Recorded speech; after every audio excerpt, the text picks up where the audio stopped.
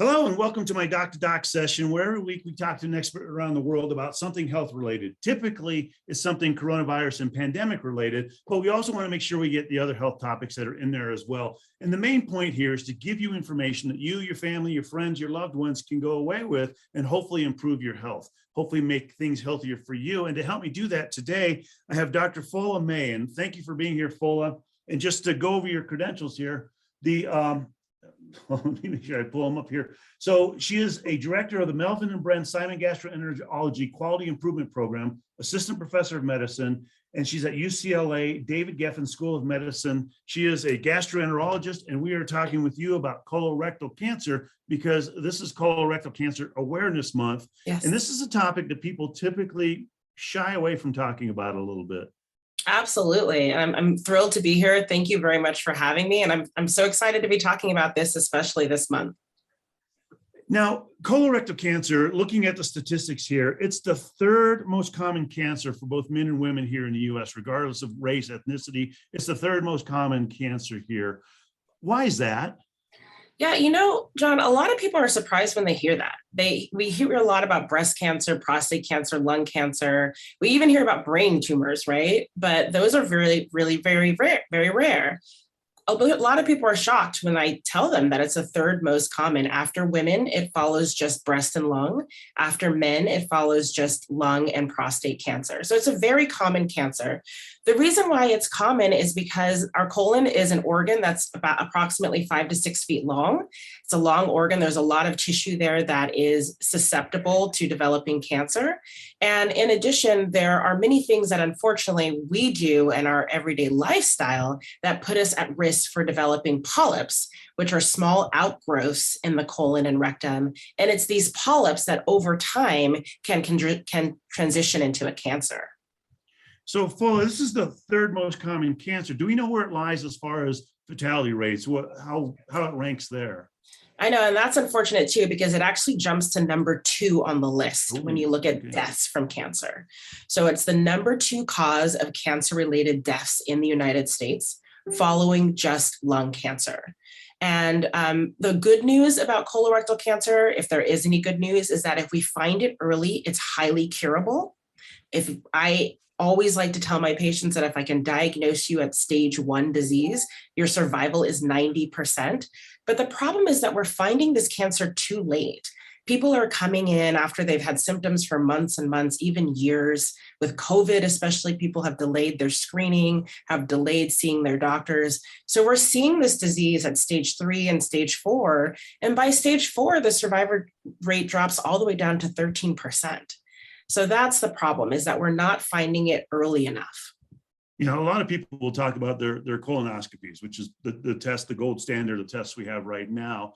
And when they talk about colonoscopies, they'll talk about polyps, and they get removed. And their doctor told them, "Oh, good thing we removed your polyps because it could have turned into something."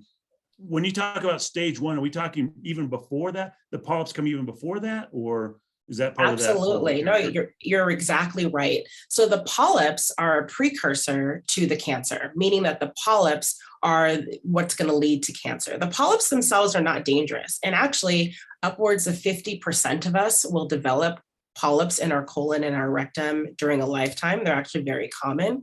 The problem is that a small percent of these polyps will transition into cancers. And when we look at these polyps during a colonoscopy, we can't tell which ones have the potential to become a cancer. So the purpose of a colonoscopy is to visually examine the colon and rectum to take out all the polyps that we see in hopes that we're preventing an individual from having their polyps turn into cancers down the line. When I first started medicine back in the 90s, 50 years and above, that's when we were talking about getting the colonoscopies at the point. And we didn't really have much besides colonoscopies and the fecal stool tests, where we basically would look for blood in the stool. The 50 at the time, but recently over the last couple of years, and it kind of works like it normally does. The U.S. Preventive Services Task Force says, one thing, American Cancer Society says something, American Gastroenterology Society says something else, but they've all gelled right now in 45, haven't they? You're exactly right. So for a while, there were a few medical societies that were saying, we've got to start screening for colorectal cancer early. And the American Cancer Society actually recommended back in 2018 that we start screening at age 45. But, we consider the United States Preventive Service Task Force kind of like our Congress in medicine, right? So we have to wait for them to say things. And it wasn't until May of 2021, so just last May, that the USPSTF, the United States Preventive Service Task Force, said, actually, we agree.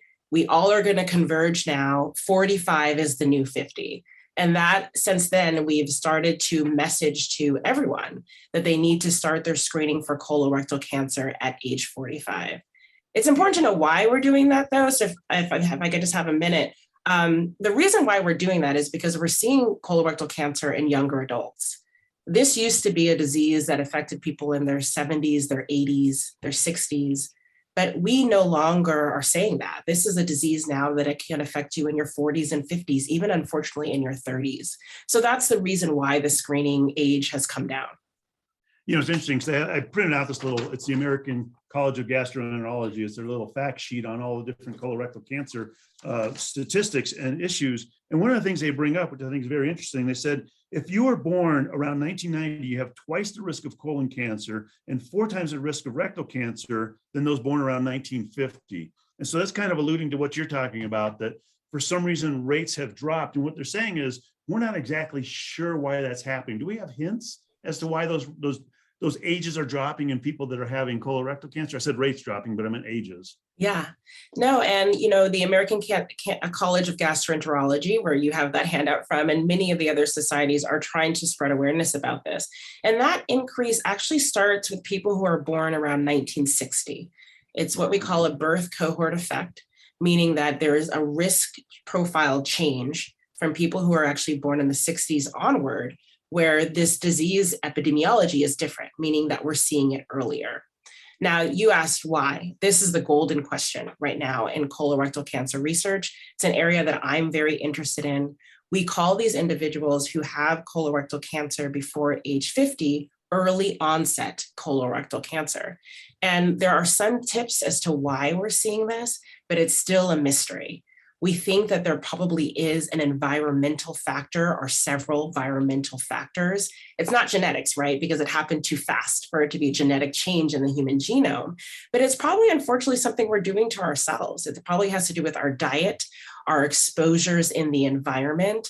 There are some pretty interesting theories about obesity, diabetes, as well as even things that we do in our childhood. So the amount of antibiotics you take as a child, whether you were breastfed, infections as a child.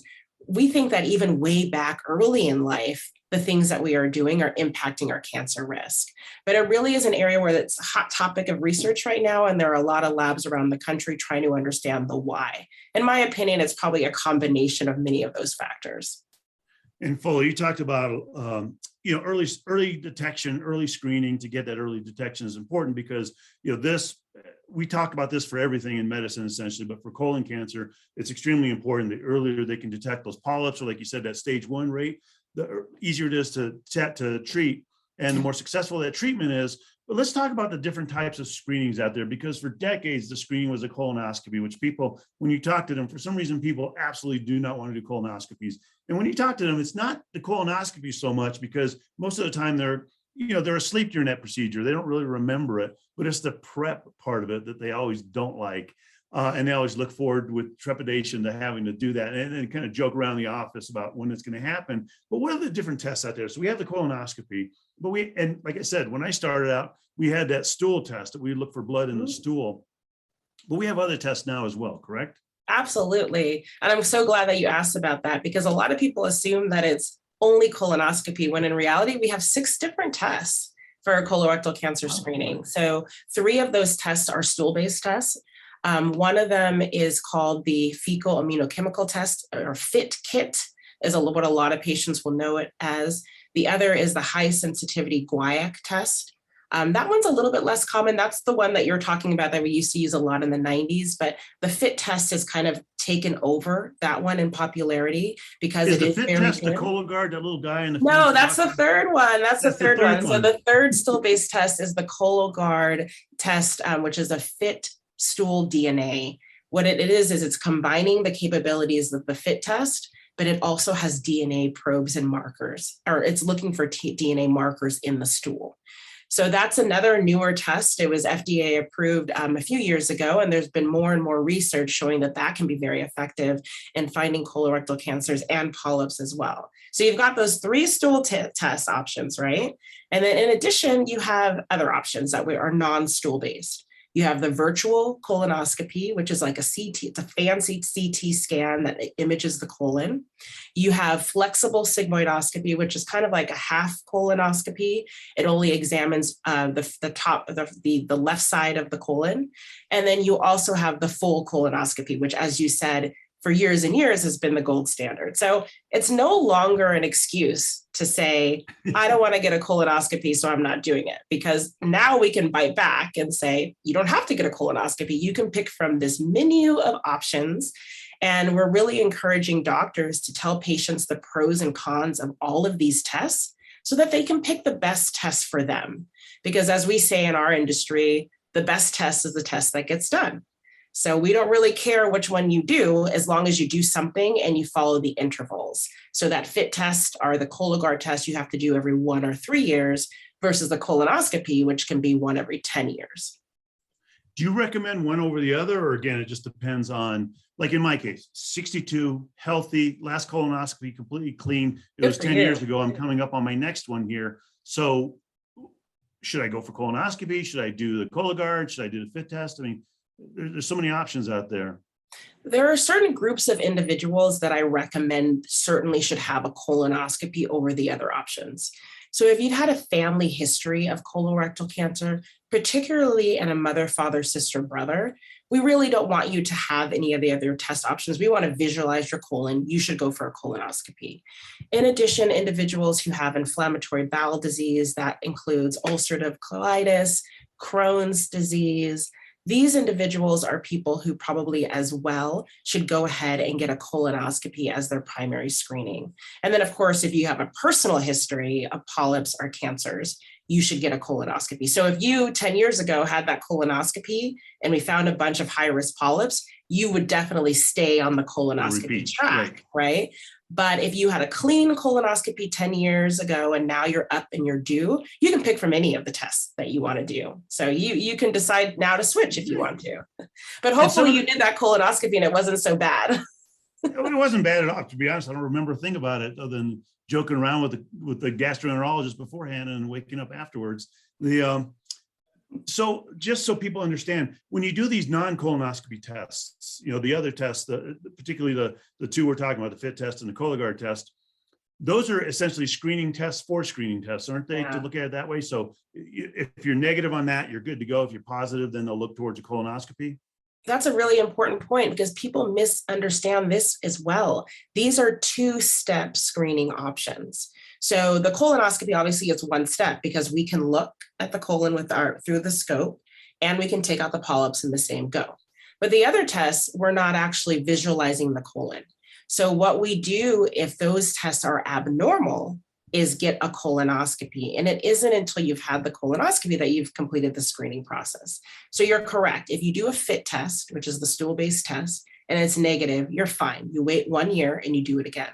But if you do the stool test and it's positive or abnormal, you absolutely need to do that 2nd step, which is the colonoscopy. And we recommend that you do that within 6 months.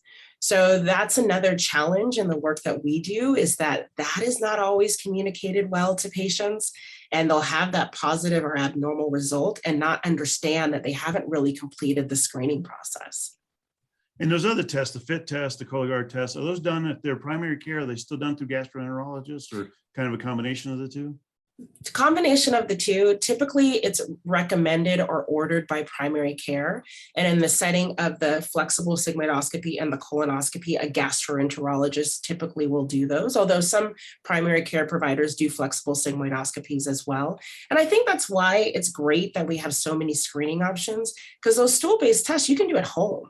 They give you a kit for the Cologuard or the FIT test. You can do it at home. All you need to do is they give you instructions on how to deposit a stool sample in the toilet bowl, and they give you a clean way to collect a small sample of it. You put it into a vial or a container, and you zip it up, you put it into a biosafe bag, and you send it off to a laboratory. And in that laboratory, they're looking for microscopic or small amounts of blood in your stool. And if you have small amounts of blood in your stool, then that means that you could have a cancer. That's why you need the colonoscopy. The Cologuard test is a little bit different because not only are they looking for the small amounts of blood, but they're also looking for those DNA markers. So a lot of patients love those options because they can do it at home. You don't need to do the prep. But I always try to remind people that most patients that I'm waking up from colonoscopy are saying, that wasn't so bad. I don't know why I made such a big deal about that in the first place. We all do. Kind of taking even a step back here, a little bit of a step back. So they lowered it from 50 to 45, but then we hear stories of even younger people getting colon cancers. Should that age be even lower? Should it be 40? This question comes up quite often. And right now, the reason why they picked 45 is because they commissioned several modeling studies where they set up different parameters in the studies to say what would happen at a population health level if we started screening at 35 or 40 or 45 or 50, and 45 won. 45, the models that used 45 as the starting age said overall as a country, we are going to have the most benefit if we start at this age. Now, a couple things can change, right? This trend that we're seeing of colorectal cancer happening younger and younger, that can continue to be younger and younger people over time, at which point we would have to reconsider the age to start. So that is not fixed in stone. I think that they'll continue, the USPSTF will continue to analyze the data to determine whether we need to drop the age. But I feel confident right now that 45 is a good place. We have to remember that it's one thing to say a recommendation, but it's hard to do it. I mean, when they made this recommendation overnight, there were somewhere between 18 and 22 million Americans who suddenly needed screening, in addition to the people that were already behind on, right? So you have to we were in the middle of a pandemic. And we're in the middle of a pandemic. So you have to think of the implications of making the recommendations as well. What I say about the younger individuals, we are seeing colorectal cancer in people in their 30s and 40s before the screening age. More likely than not, these people have had symptoms for a long time, and either they've ignored their symptoms or their doctors have ignored the symptoms. So what I try to remind people is that even though the screening age is 45, if you have symptoms that are consistent with colorectal cancer, you need to get a colonoscopy before that screening age. So if you've got blood in the stool, if you've got very thin, what we call pencil-shaped stools, chronic abdominal pain, new diarrhea or constipation that's lasting more than a couple weeks, you need to see your doctor, and your doctor needs to take those symptoms seriously, and you need a colonoscopy. So you don't wait till 45 if you have those symptoms.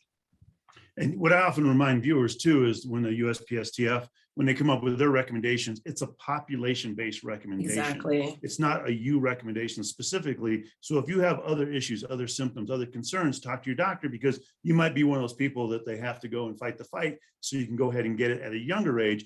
And this is particularly important. And this falls into what you do with the equity concerns is African Americans. It used to be 50 for everybody, African Americans 45 because of the higher risk they have. And so they are at higher risk for colon cancer and potentially might need that screening earlier. Yeah, African Americans have a 20% higher risk for colorectal cancer. And unfortunately, African Americans have a 40% higher death rate from colorectal cancer. So this is a disease that disproportionately impacts Black individuals. So we have been trying to work very hard in the medical societies and in our profession to make sure that Black Americans especially know that they need to be screened for colorectal cancer.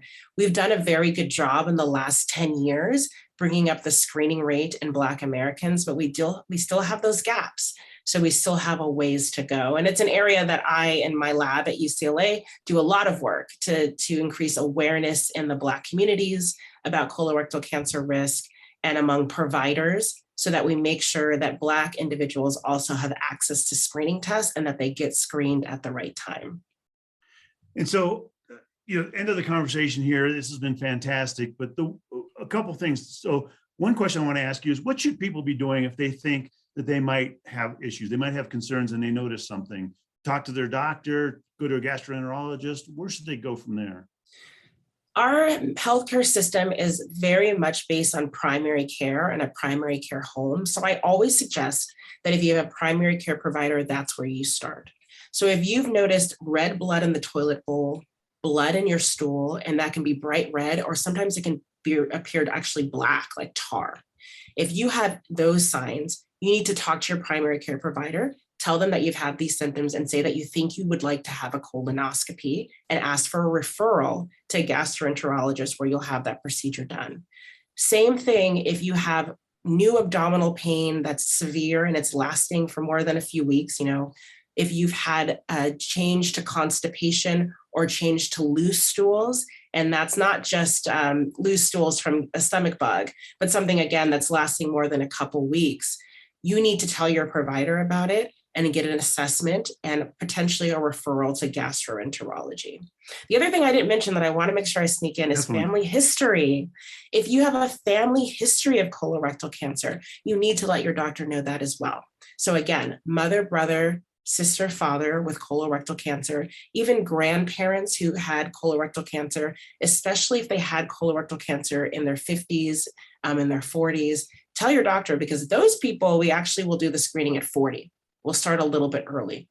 And it's about 20% of Americans that have a family history of colorectal cancer. Think about it. It's a common disease, so people are going to have it in their families. So that's another thing that you need to talk to your provider about, make sure they're aware so they order the screening 5 years earlier. I could talk to you forever about this because it's such a fantastic topic, especially this month, to bring awareness to it. And I know that oftentimes people ignore those symptoms because, number one, they're scared, or number two, they think if I ignore it, it'll kind of go away a little bit. But like you mentioned, it's important to get tested early because it's treatable early. And the longer it goes, the harder it is to treat and less successful it is. So absolutely. Thank you so much for being here with us. Thank you so much for all the information and for what you do there. And again, this is Dr. Fola May. She is with the UCLA David Geffen School of Medicine, and she is a gastroenterologist helping us understand more about colorectal cancer, especially in the midst of Colorectal Cancer Awareness Month, which is where we are right now. So hopefully people understand and people will go and get those tests. And you certainly have me convinced to go ahead and get mine here. Thank you so much for having me. Everyone, please get screened. Thank you, and have a great rest of your week. And hopefully the weather in California holds out. Yeah, thank you.